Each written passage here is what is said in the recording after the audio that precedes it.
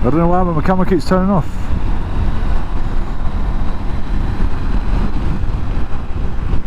I don't know what keeps going on. Yeah, I'm on about looking at a new camera because this action camera is a nightmare. It keeps cutting off, footage keeps missing, the audio is horrendous. It never seems to work when I want it to work. Where am I going? Yeah, so an upgrade may be in the works. DJI or Insta360. So they're all a bit of money, but I'll have to have a look around just to see what the specs are. But I think the DJI looks more promising just with the gimbal of just like taking it off, putting it back on with the magnetic system. So much better. Can't see nothing, that sun is right in my eyes.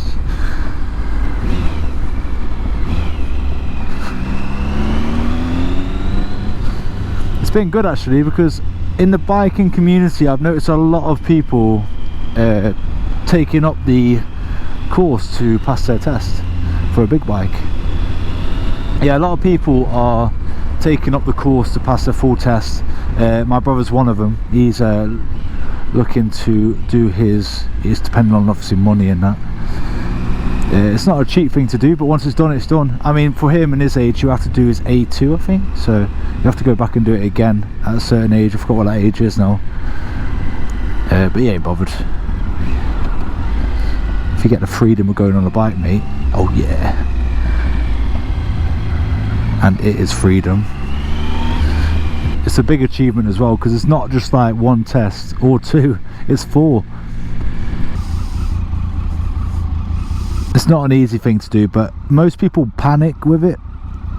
The best thing about do is just relax, because it's actually a lot easier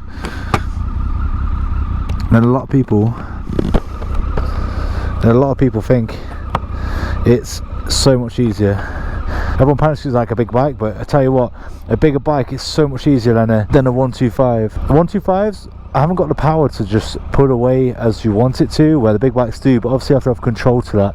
As soon as I got on a 500, because my step was 125 to the 500 Honda Hornet, maybe? No, it wasn't a Honda Hornet, it was a CB.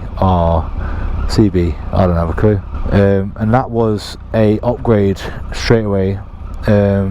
He was really confident with the situation. Anything you do has got to be more gentle than how you were with your 125, so everything feels erratic. It's so much easier. When I jumped on a 500 and he said, right, practice round the yard, because there's a few cones on there to practice in and out, swerving and just overall handling and control of the bike.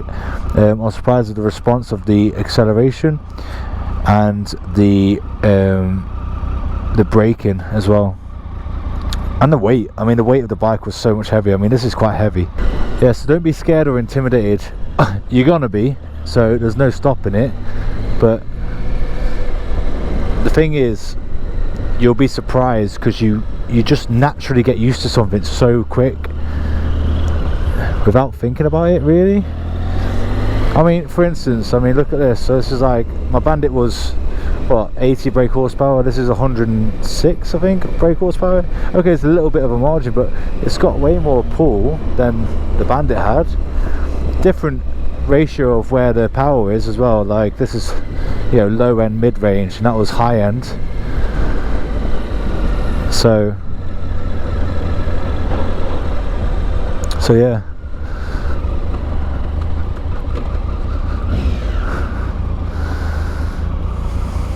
It's a lot different,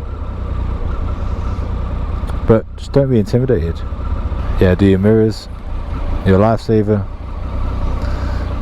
and always remember what gear you're in as well. That's a hard one, because I almost failed mine because I stalled it. Twice, and on my third go I remembered I was in a high gear.